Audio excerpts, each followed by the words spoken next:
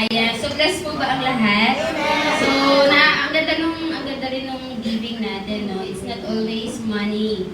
Ayan, nakalitis kita she. Alam niyo po nung parang 1 week na akong, ngayon konti na lang po, wag po kayo mag-alala. Kaya po natin ito. Hi po, LIC Thailand. Alam ko tumatakbo sila ngayon. Dahil sila po ay participant at the same time, nagsiserve din sila doon, no? Ayun. And right now, maganda yung naging mensahe ni Kuya Mark, no? Ganon din yung training sa atin ng Lord, no? Kahit lalo na kapag nagsiserve tayo, pag may pinagdadaanan, pag nagsiserve tayo, minsan kailangan nating kalimutan yung mga personal natin pinagdadaanan, no? For the glory of the Lord. Amen po. And right now, ang aga namin, kasi po, by the way, ilang days po? Hulaan nyo, ano yung compute ko sa inyo. Ilang days na lang po before our camp. May prize. Kung nagka-countdown para sa Christmas, meron din tayong countdown para sa ating LIC camp. So, ilang days na lang po, sino po makakahula? Pwede po i-chat GPT. Ay, mali pala. So, ngayon we have 70, malapit na 76 or 75 or 77. Hindi sure. Ang ating pong cup ay December 28, 29, and 30. So, sa mga hindi pa po nakakapagpa-register, no, pwede po kayong mag-copy and paste doon sa ating GC. And pwede nyo ilagay ang inyong pangalan. Free po iyon. However, syempre, kailangan natin ang pagtugon sa ating babayarang place, which is on Palaya Natural Farm. So, maganda po yung doon, so makakapagpahinga po talaga kayo at sariwa ang hangin. At marami ng pagbabago. At hindi lang yung place ang inihanda ng Panginoon for us, no? It's about us, no? Our journey in our cell group. So, if belong ka with your cell group, mas maganda if you are joining, no? Kasi hindi lang yun fun games, no, ng mga pamilya. It's about our cell group us, no? Kailan tayo nagsimula ng ating cell group? May, ayun. Sa mga Paul and Timothy, remarkable ang dates, no? Mayo ng 2025. So, it's early, pero nakita natin yung paglago ng bawat cell group natin. Sino happy may cell group? Amen. Kami po, dahil nga nagkasakit, no, minsan, nung nakaraan ako ay wala. Nung nakaraan si Ate Cynthia naman, si Ate Presi. Dalawa lang kami ni Miss Shi. Hulaan nyo. Kahit tapos na yung aming cell group pag-share, nag-share pa rin kami hanggang doon sa kama, no, habang inaantay yung mga katatayan. So, tinitrain din tayo ng Lord how we will be comfortable, no, with each other. So, walang covering na, ay, nahihiya pa ako. So, kilalanin mo rin, no, buksan mo rin yung pintuan mo with those people na makakasama mo with your cell group, no? There's no word about busy kung alam niyo lang po kung gaano po ako ka-busy. Nung nakaraan, nag-on board po tayo ng managing and president ng that day. Pwede hindi ako pumunta, pero the Lord says, parang kinling na niya yung mga schedules. So, nung sinabi ni Tita Chi na, pwede po ba ikaw at the right time? Yes, sure. At hulaan nyo, syempre, coming from the word din, no? Midweek service. So, ganun lang, no? Huwag kayong matakot na magbahagi, no, ng salita ng Panginoon. Amen? Amen. So, hindi po yun yung aking lesson. Introduction. So, naalala ko lang po. At yun nga po, early in the morning, si JR, na gusto ko lamang po i-share, no? We are not perfect, no, kapag gigising ng umaga. Tama po ba? Is there any beauty? Every morning. Merong minsan may word na yung bad trip, no? Bad trip ako kasi ginising ako, ang lakas kumanta ng aming kapitbahay. Bad trip ako kasi may nag-message nakalimutan i-low yung tone. So, yung may mga distractive, no? But this morning, especially kahapon, pinatulog talaga tayo ng Lord, parang 11 na ako nagising. As in, sarap ng tulog ko. Maybe because of the cetirizine. Yung gamot pala. Yung gamot, no, pinagpahinga tayo na. Pero madalang po yun sa akin, yung nakakatulog talaga ng, ang sarap po na, sino po nakaka-feel ng ganon? Or ngayong week, sino ang nakatulog na 11 na gumising? Ay, wala. I-try nyo po, ang sarap sa feeling, no? Kasi there is time, no, for sleep. There is time for work. Kaya let's open yung yung topic natin for today, no. Ang topic po natin for today, beauty in every season, finding grace and blessing in every stage of life. So, yung shinare ni Kuya Mark, meron ding sequence of time din yon. And if you remember yung Chronos and ano nga ba yung sino nakakaalala? Very good, JD. Cairo. Ikaw ba yun? Ay, si Kuya Mark. Nag-echo, tapos sabi ni JD. So, akala ko siya. So, wag po kayong matutulog. Kitang-kita ko po kayo. Ayan. So, ito yun din yung perfect moment kapag every morning kasi si JR, pag alam niya na, kasi dati pagka, hindi ko sinasabi, pag maghahatid ako ng mensahe, ano talaga, ang gulo talaga sa bahay namin.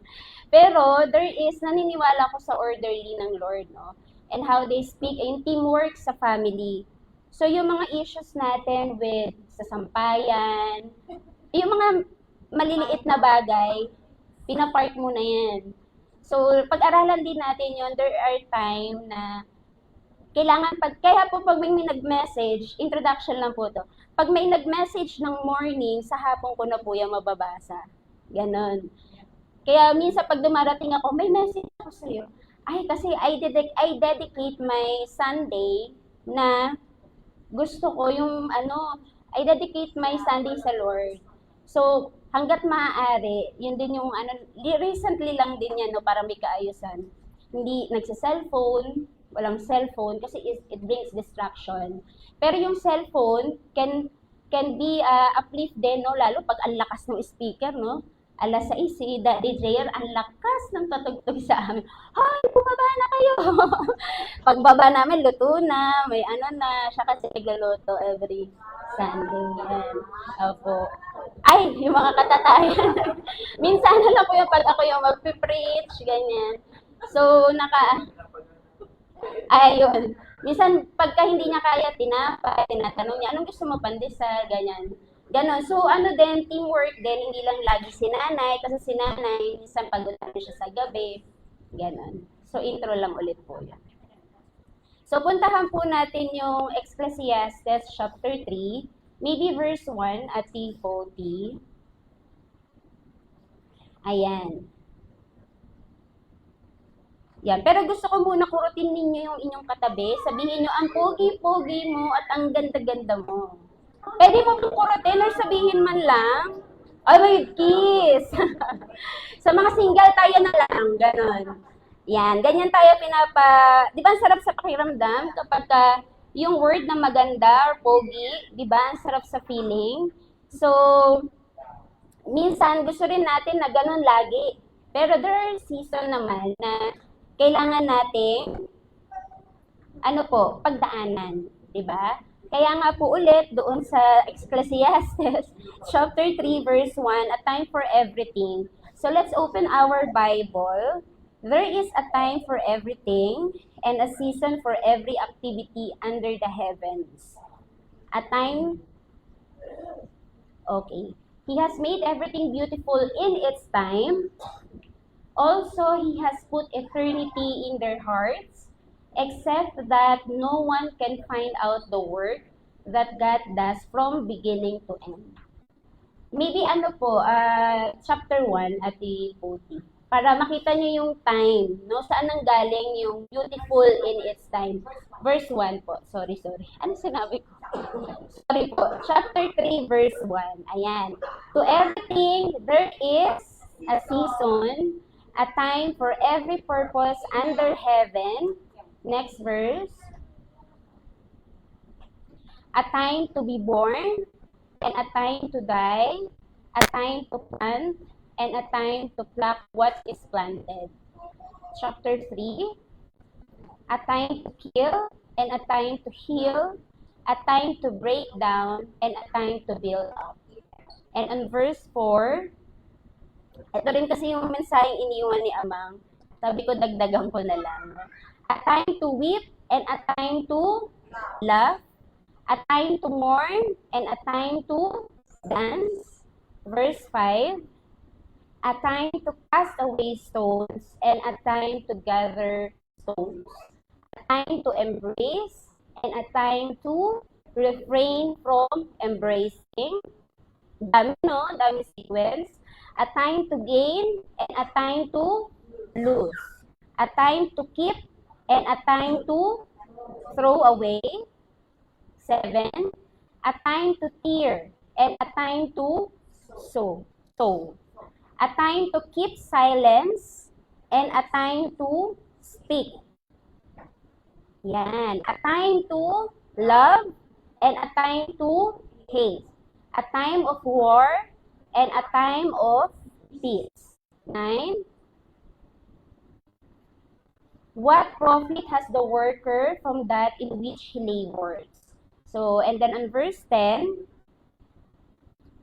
I have seen the God-given tasks with which the sons of men are to be occupied. And then, doon napapasok, no, yung verse 11. He has made everything beautiful in its time. Also, He has put eternity in their hearts, except that no one can find out the work that God does from beginning to end. And kung mapapansin natin, ano yung napansin ninyo doon sa, di ba yung batuhan, doon sa verse 1 to verse 1 to 9. Di ba? A time to, meron doon, balik tayo Ate Poti on verse 1. Ano kung napansin ninyo? Yan din yung tanong sa amin, no? So, itatanong ko rin sa inyo.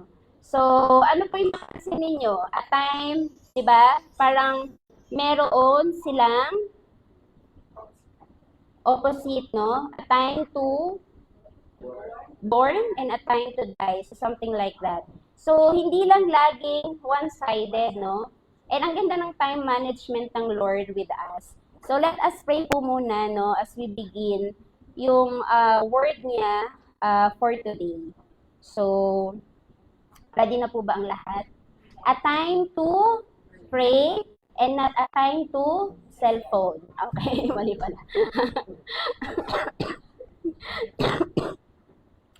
Okay, let us pray. Panginoon, salamat po dahil naging tapat ka ngayong araw nito, Father God. Maraming salamat, Panginoon, that you are here, Panginoon.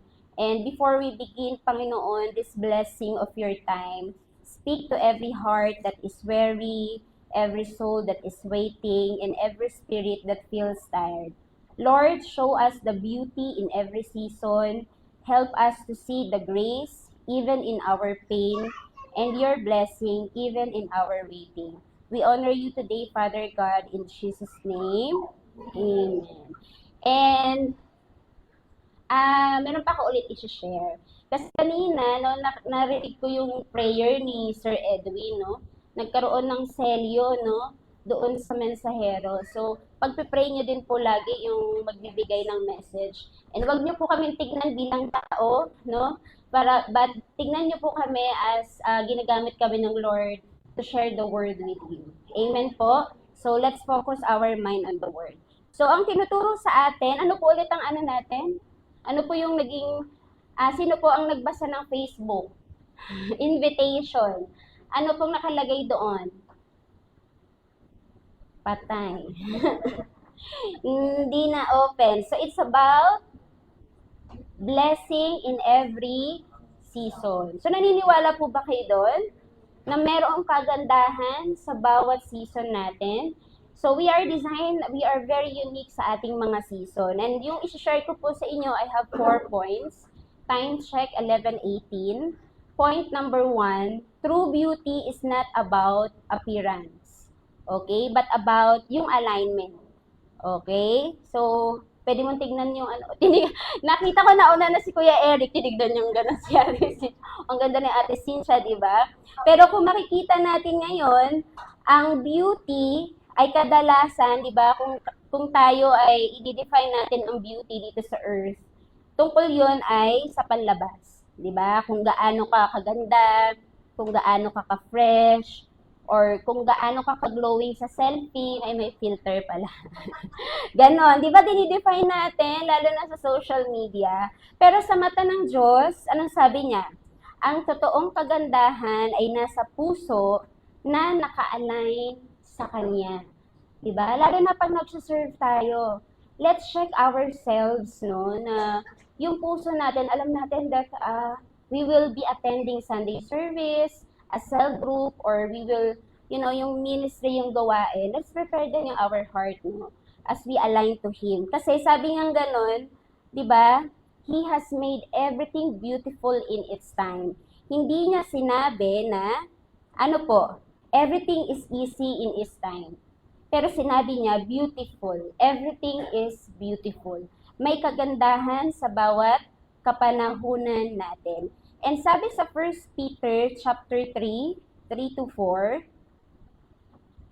your beauty should not come from outward adornment, but it should be that of your inner self, the unfading beauty of a gentle and quiet spirit. Diba? Kaya kung makikita, sino dito yung nakakinig, no, about kay Sarah? Sarah and Abraham, di ba si Sarah, anong age na nga niya nun? Nung mga 99. Sino dito ang pinaka-oldest? Siyempre si Amang 102. Ay, mali pala. Hi, Ama. Di ba? Kaya kung titignan natin si Sarah, at her age, napakaganda daw niya. So, dinescribe siya dun sa Bible. No, maganda yung panlabas niya. Pero higit doon, maganda din yung kanyang pagtitiwala kay Lord. Kasi during that time, wala pa silang anak.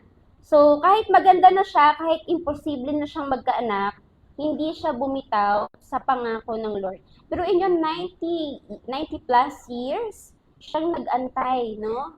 Kaya ba natin yung ganong katagal? Yung pag-antay nga lang ng jeep inip na kayo. So, nakita niyo yung patience din, no? Yung pagtitiwala ni Sarah sa Panginoon, di ba? Hindi siya bumitaw. And that made her shine in the eyes of the Lord. Biruin nyo, at the age of 90, ang ganda pa rin niya. So, sana ma-maintain. Wala pang serum nun, no?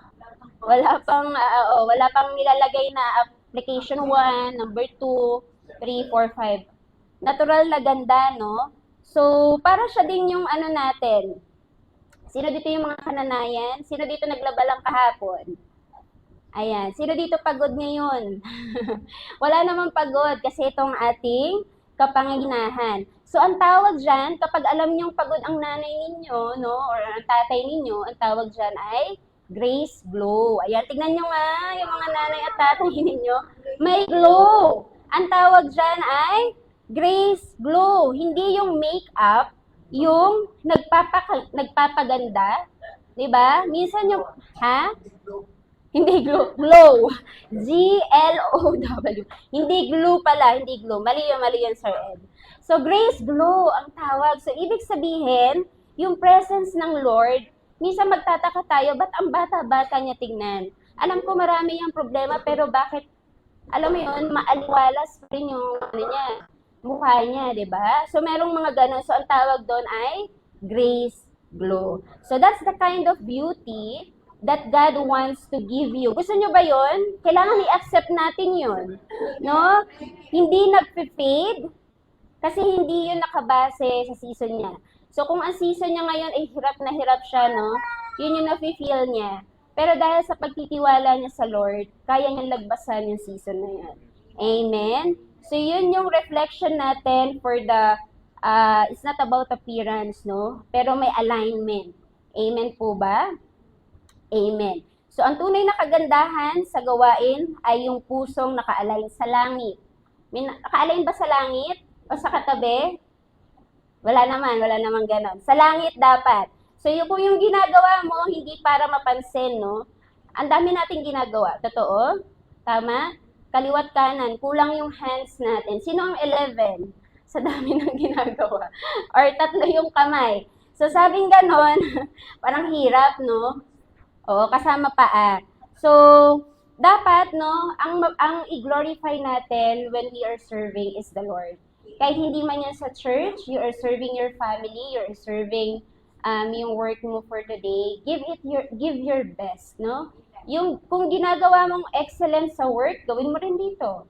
'Di ba? Kung kaya mo na alam mo 'yun, you are very generous on your work, be generous then how you can glorify the Lord. And that's the grace glow, no, na gustong ibahagi sa ating ng Lord. Amen po. And yung point 2, no, na pwede nating matutunan, no, God's grace meets us even in our lowest season. Tama? So if you remember, 'di ba si Peter? Sino si Peter? Sino? Yung nandiyan, yung nagdala na ano? Hindi. So, si Peter, 'di ba? Very passionate siya. 'Di ba? Nagkaroon ng comparison between Peter and John. So, doon muna tayo kay Peter, 'di ba? So, si Peter, ano siya, very impulsive. Hyper. May ADHD. Di, wala. Joke lang. So, wala siya ADHD. Very loyal siya. Di ba? Sa Panginoon. Pero dumating siya sa season na he felt yung failure, no? Yung bumagsak siya. Bakit siya bumagsak? Ano yung situation niya during that time? Yes. He denied Jesus ilang times? 3 times. So, imagine din mo yun. Ikaw yung nagsabi na if you recall, no, yung ating preaching ng mga pastors natin, di ba ikaw yung nagsabi na, Lord, kahit mamatay ako, di kita ipagkakaila. Remember? Di ba? Sinabi niya yon. Pero nung dumating na yung time na parang na-pressure siya, what he did? Anong sabi niya? English. I don't know him. Hindi ko siya kilala. Hindi po. I don't know him. So, alam niyo yung ganong feeling, no? For example, asawa mo. Asawa mo ba yan? Hindi. It hurts. 'Di ba? So, what more pa yung dapat na maramdaman ni Jesus? Pero ini-expect na ni Jesus yun. Right? And doon nagsimula yung times na Peter was on fire. 'Di ba? Sa pagsuserve. Alam niya kung ano yung alam niya kung ano yung kaharian, no? Yung throne na i-offer, no, sa kanya. Pero andun pa rin yung kapag na-pressure ka, meron ka pa rin gagawa na hindi ka aya-aya. Pero anong naging feeling ni Peter that time? Kung ikaw yon, dininay mo, no? Ay, hindi ko yung kilala, no? Kunwari may engineer ka, ay mali pala. Hindi ko po yung kilala. Ay mali. Mali po pala, contractor pala. Iba, mali. So, so gano'n, no? So sabing gano'n, ay parang hindi na ako karapat dapat, no? Parang naawa siya sa sarili niya. Yung talagang nag-failure siya. Parang feeling niya wala na siyang mukhang ihaharap. You know that feeling?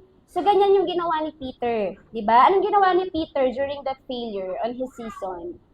If nakinig kayo, bumalik siya sa pagkakarpintero. Mali! Fisher si Peter.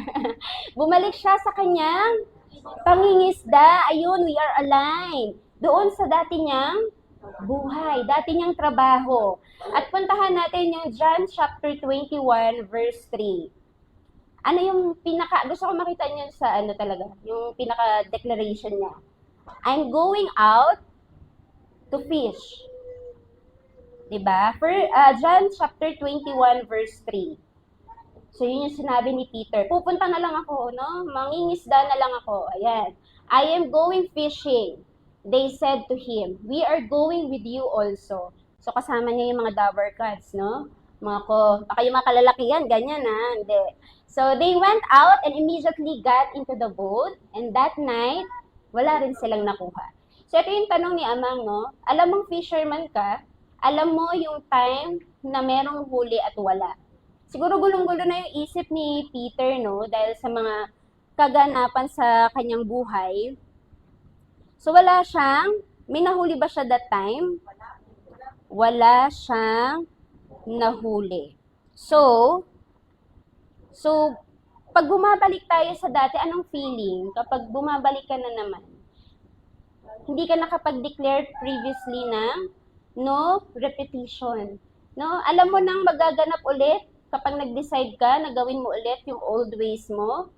Alam mo yung consequence, right? And alam mo yun ni Peter. Di ba? Kaya nga dineclare niya, I am going fishing. No? Ang lakas ng loob ni Peter. Babalik ulit ako sa dati. So, ibig sabihin, nag-declare siya sa sarili niya na, ay wala na, hindi na ako mag-serve. Hindi na ako magiging, tagapaglingkod niya. Kasi, he felt, hindi na siya qualified. So, ganun bumaba yung self-esteem ni Peter. At ano pa? Ano yung nangyari? Sino yung na-meet niya? Si Jesus ulit. Diba? Nung na-meet niya si Jesus, at very amazing, kasi dapat, di ba pag may nakasakit sa'yo, ayaw mo nang balikan? Right? Ultimo yung face, yung nunal, ayaw mo na makita. Yung nunal niya, ayaw mo na makita talaga. Pero, anong ginawa ni Lord? Siya yung pumunta kay Peter. No? So, kahit bumalik si Peter doon sa old ways niya, no, sinundan pa rin siya ni Jesus Christ. Jesus Christ met you at your lowest point. So, lagi mong tandaan na dapat na repetition, no? Alam mo na dapat yung response, no, at the time of pressure. You know how to respond, no, with the Lord. Amen po? And si Jesus didn't wait for Peter, no? Hindi siya kasi pwede niyang antayin, ay, ano ba yung mga nagko-cool off dito? 3 months period. Tama ba? Ganun ba yun? Hindi kasi ako dumaan doon eh. Ay, no, di wala. Ano siya sa likod? So, yun di ba may cool off daw sa mga kabataan? Ano nyo, 3 months period? May ganun ba? So, pero si Jesus, no, hindi niya inantay si Peter sa ganung period, no? Kasi parang sinabi, cool off muna tayo. Pero, hindi niya inantay agad-agad, no? Pinuntahan niya sino? Si Peter. Tama? And nakaka-bless yung situation during that time, no? Hindi niya inantay na bumalik si Peter. Kasi tampururot na, lowest na yung self-esteem niya.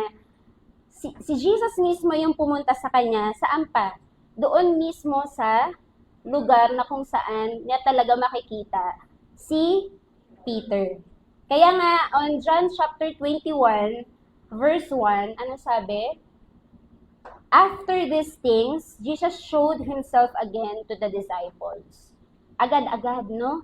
Nagpakita siya. And after what things na, after the failure, after the denial, after the shame, paulit-ulit na mag-a-appear sa iyo si Jesus, no? Hindi kanya kakalimutan. Amen? At sabihin mo nga sa katabi mo, kung bumagsak ka man, sasaluhin kita. Wow. Kasi ginamit ako ng Lord. Ow! Yun. So, ang gusto lang naman ni Jesus, kinikilig yung mga magkakatabing couple, no? Ayan. Tsaka yung mga single, gagawin ko din yan in the future sa aking husband or wife. So, ang gusto lang ni Jesus, hindi ikaw ay para mapalayo. Anong gusto ni Jesus? Gusto niya na ikaw ay ma-restore. Ayaw kanyang i-rebuke as ikaw yung ginawa mo sa akin. But re-restore, ano ba yung sinabi ko sa'yo before? Ano ba yung naituro ko sa'yo before? So imaginein mo, it really hurts, no? Kapag talagang dinididay ka, no? Talagang ganun yung sakit. But at that moment, no? Let's take a look on Luke chapter 22, verse 61 to 62. Ayan. Gusto kong ulit natin, i-highlight kung ano yung nasa Biblia. And the Lord turned and looked at Peter, eye to eye. Then Peter remembered the word. O, nagkaroon siya ng, gano'n di ba pag nakikipag eye to eye ko, natitiri-eyed ko. Ay, mali pala. Tuwan-tuwa si Cynthia.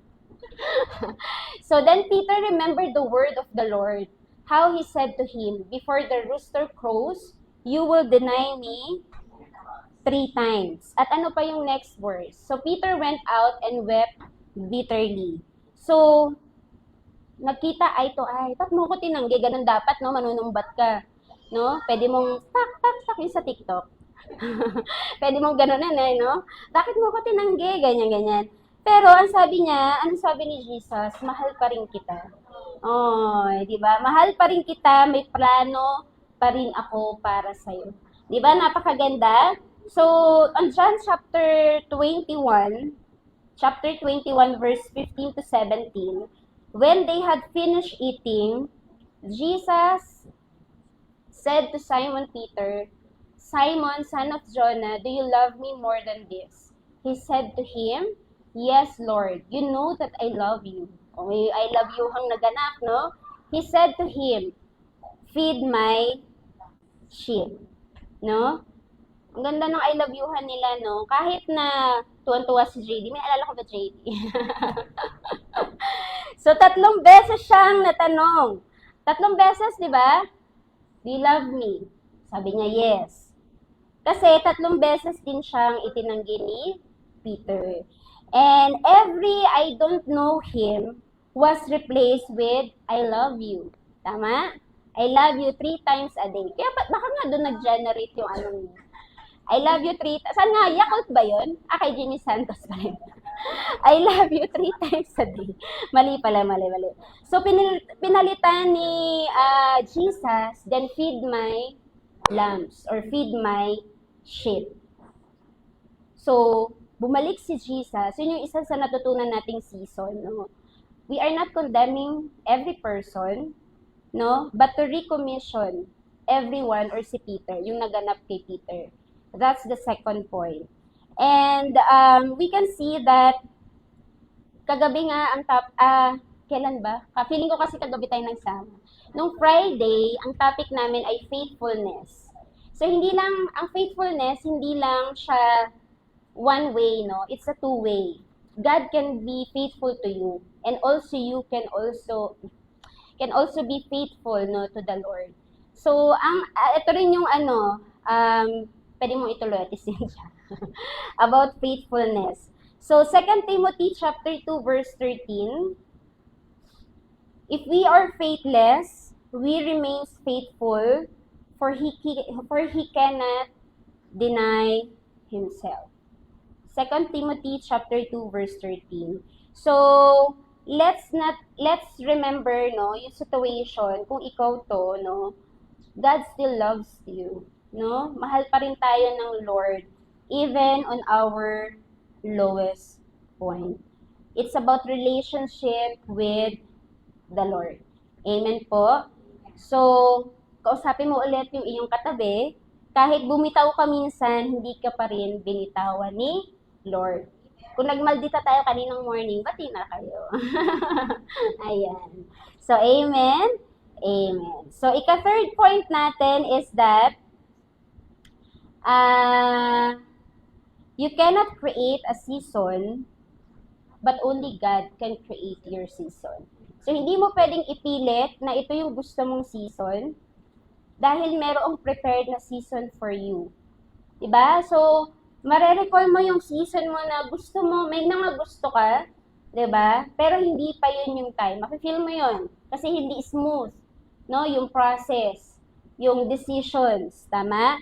Kaya nga doon sa John chapter 21 verse 3, tells us, and the disciple, fish all night, pero wala nga silang nahuli. So yun, di ba? Doon sa dulo ng verse.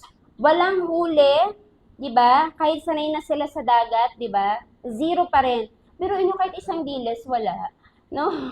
Pero alam nila, dapat meron. Pero at that time, wala.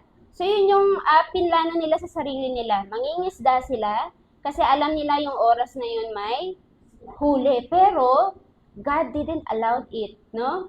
Naging zero, walang huli. Pero na sinabi ni Jesus, ano yung sinabi ni Jesus nung nagkaroon ng huli?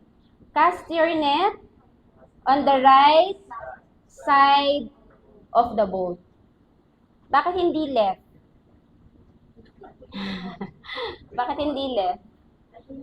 Hindi, kasi yun yung una nilang ginawa, no? Yung right side, yun yung alam ng Panginoon na pinlala nila for Him, for them. 'Di ba? So, alam mo, minsan ganun din tayo, no? Kahit, 'di ba, alam natin na kapag nag-overtime tayo, madadagdagan yung tax, ay mali-mali pala. Madadagdagan yung tax, madadagdagan yung earnings, 'di ba?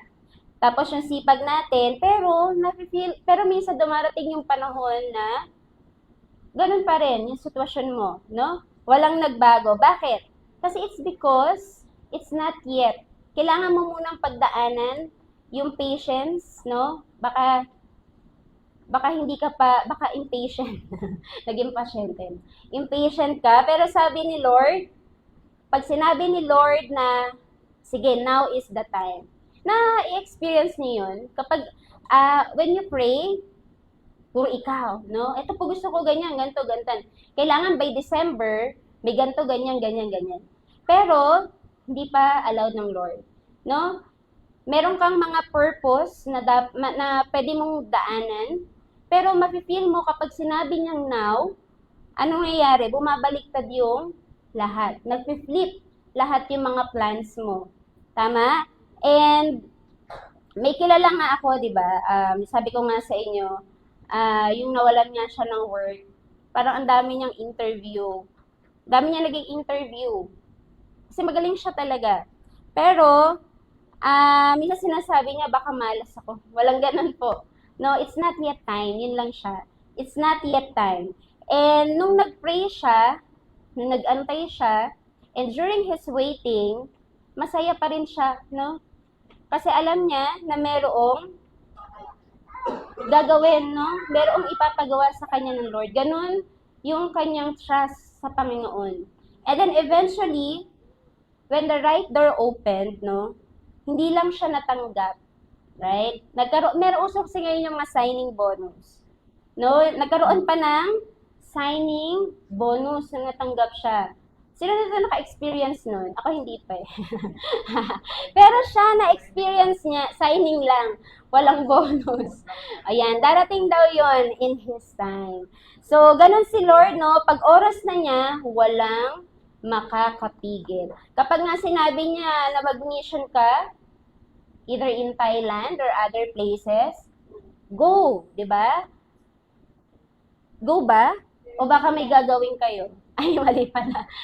Laging make us available. Tama?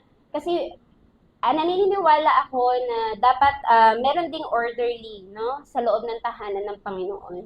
Kasi pag kayo po ay lumabas, I've witnessed one NGO, ang laki ng project, no? If you follow yung Ayamika, no?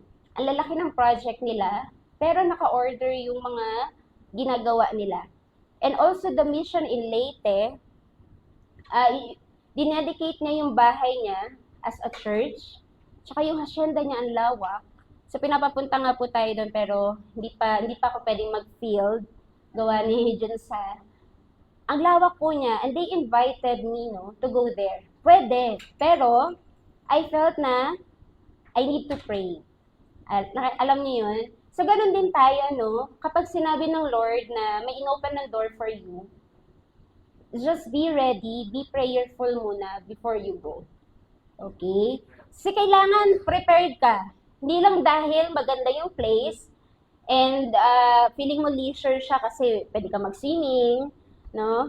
Pero yung gawain doon, ano ba yung purpose mo? Bakit ka pupunta doon? No? Pwede ka mamasyal anytime, I can go. Pwede ko nga iwanan, kailan mapapagalitan na. Joke lang. Pwede kami sumama kasi all paid expense.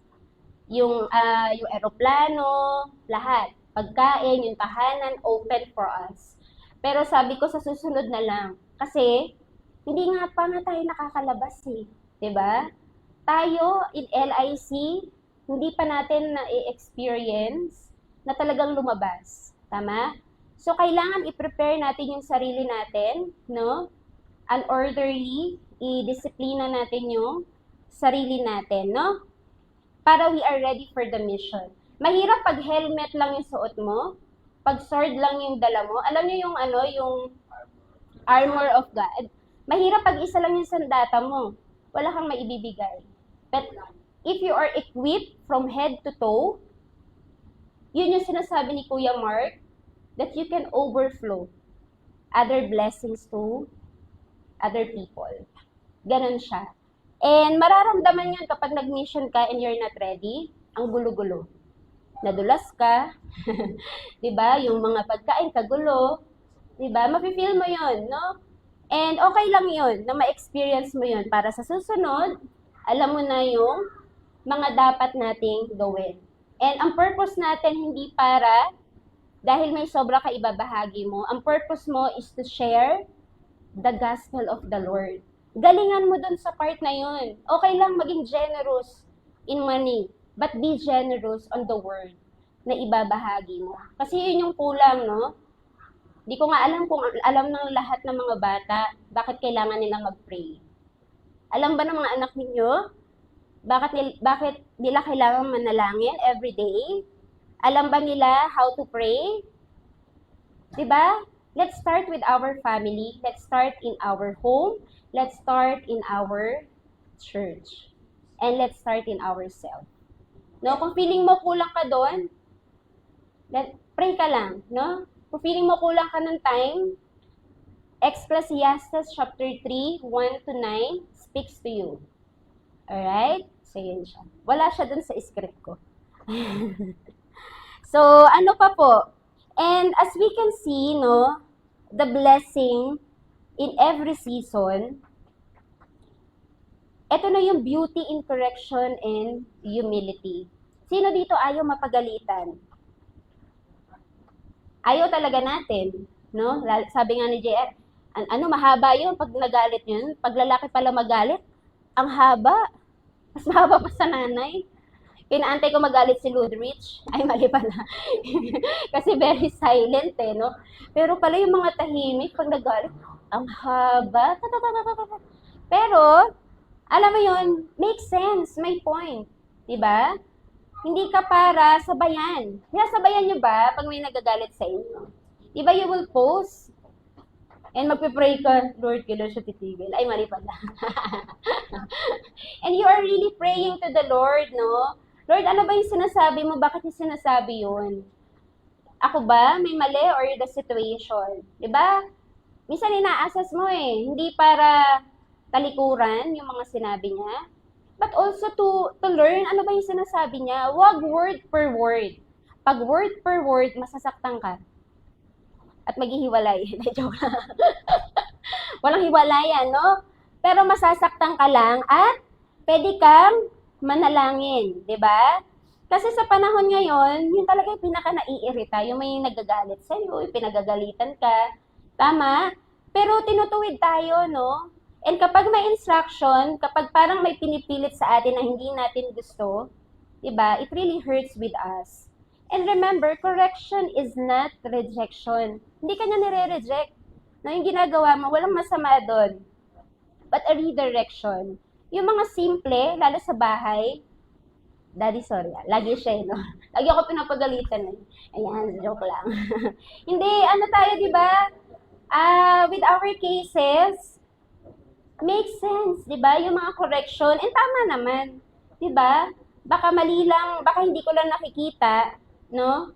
Yung mga nakikita niya. Kaya nga may mga partners tayo, that is why we have leaders, we have pastors, no? Na gumagabay sa atin. Kaya nga sabi sa Hebrews, chapter 12, verse 11, wow, kaya ko pala 11 minutes and 47. Ay. 11:48 minutes pala. Ang haba na pala. Hindi naman kayo naantok? Wag. Kasi now, no chastening seems to be joyful for the present, but painful. So nevertheless, afterward, parang ang lalim niya, no? Oo, yung magaan lang sa puso at tipote. Baka hindi naman tayo magkaintindihan sa language. Ayan! Pwede na? O Tagalog? Mas masakit yung Tagalog. Hindi, okay na yan. No discipline seems pleasant at the time, but painful. Later on, however, anong sabi? It produces a harvest of righteousness, and peace for those who have been trained by it. So, ang correction ay hindi para ipahiya, no, ang bawat isa sa atin, kundi para ihanda tayo. Yung mga maliliit, dapat nakokorek na yan, no? And I really love those corrections, yung mga feedback. Uy, mali ka, lalo sa work. Kapag may mga project kami, ano talaga kami, kahit ibang lahi sila, wala akong pakialam. Wala akong pakialam. Basta nakita mo na parang may mali doon sa presentation ko, that's okay with me. Diba? Kasi ganun yun ikakaganda. Kasi ang audience mo, hindi ang sarili mo. Ang audience mo, mas marami, mas global, lalo kapag mag-mission ka. Ang audience mo, iba-iba ng culture, iba-iba ng attitude, iba-iba ng behavior, marami kang makikita. At yan ay hindi para tayo ay pigilan, no? But para tayo ay paunlarin.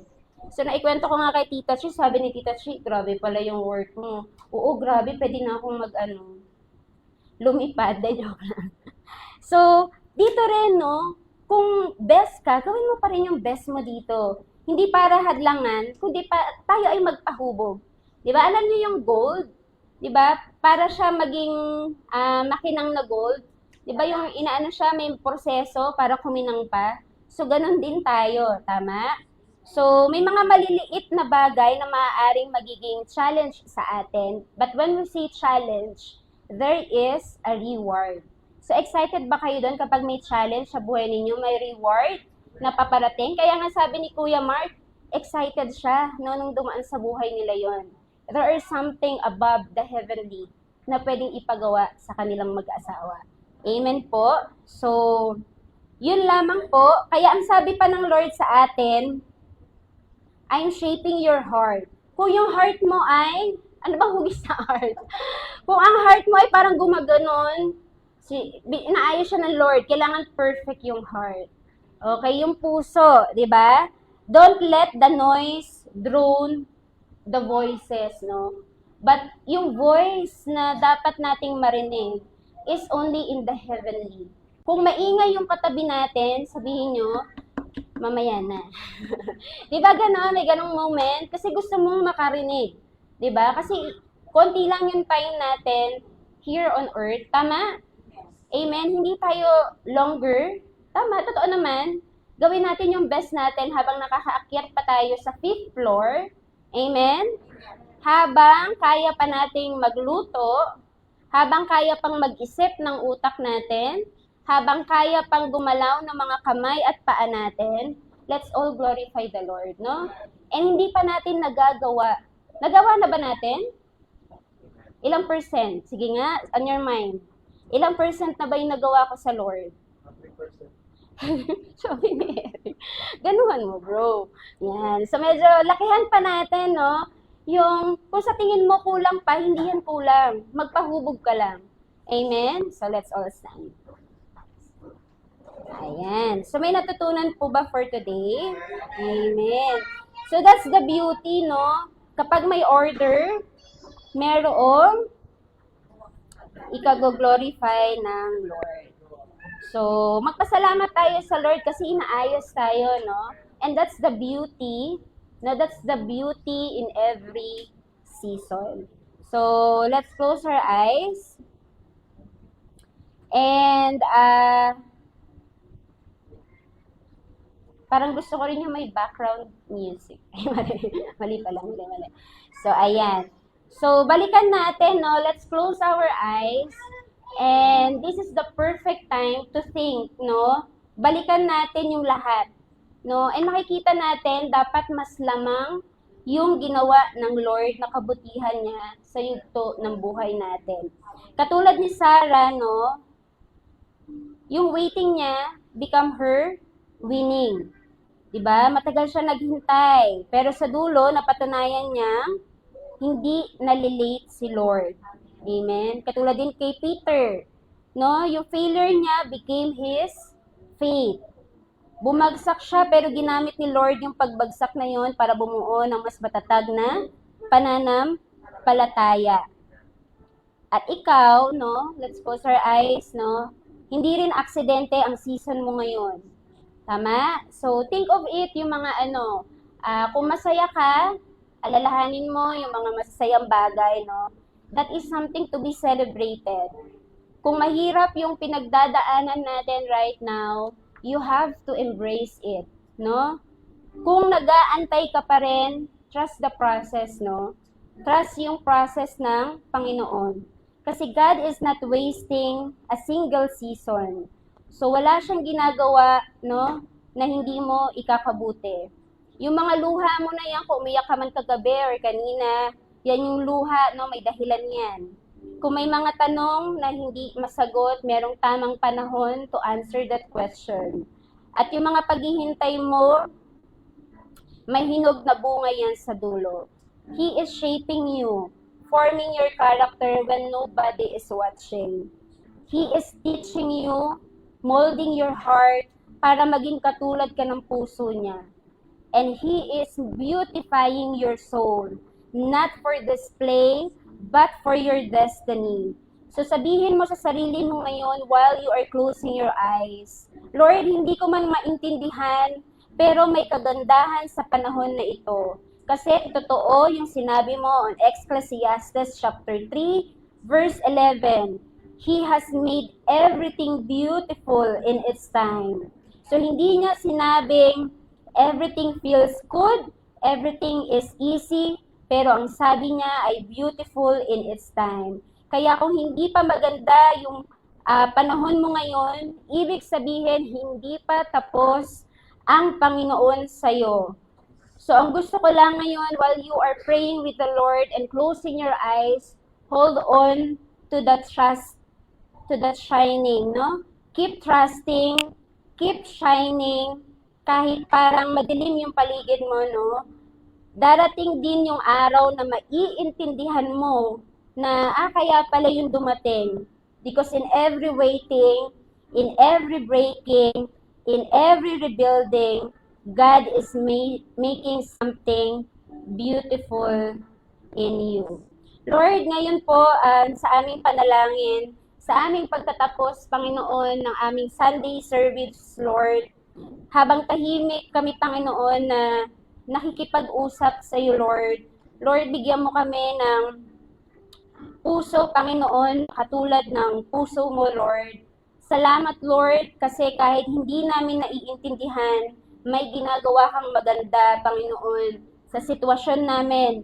May hinuhubog kang bago sa aming puso at tinuturuan mo kaming, binibigyan mo kami ng aral, Panginoon, ang aming kaluluwa, ang kagandahang binubuo mo sa aming pagkatao.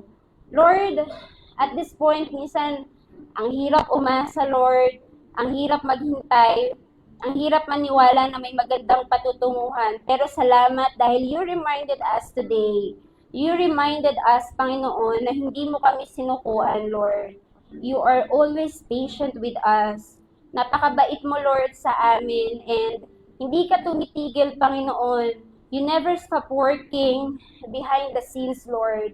And ngayong araw, Father God, we are closing any issues, Panginoon, na na-feel namin right now. Isinusuko namin sa iyo ang season namin, Panginoon. Ang season na ito, Panginoon, with all misunderstanding, Lord.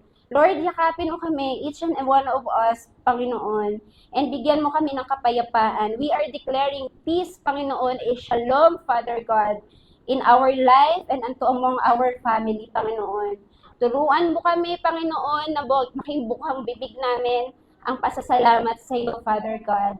At kung ito man, Panginoon, kung ito man yung season, Lord, nalitong-lito kami, Lord. Bigyan mo kami ng kaliwanagan, Lord.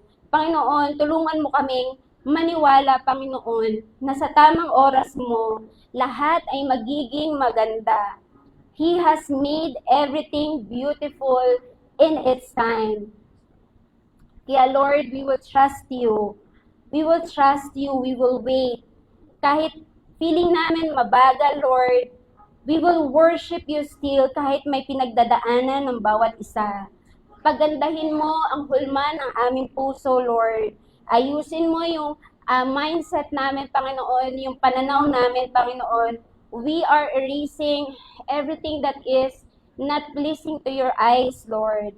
At sa bawat panahon, makita nawa ng mundo, Lord, ang kagandahan ng Diyos sa buhay namin. And we are very thankful, Father God, dahil at the end of this, Lord, yung beauty, Panginoon, iba na yung pananaw namin sa beauty at sa kagandahan. At the blessing among us, Panginoon, that would be our reward. Lahat ng papuri, Panginoon, lahat ng pasasalamat ay sa iyo lamang. Ito po ang aming panalangin sa pangalan ni Jesus. Amen.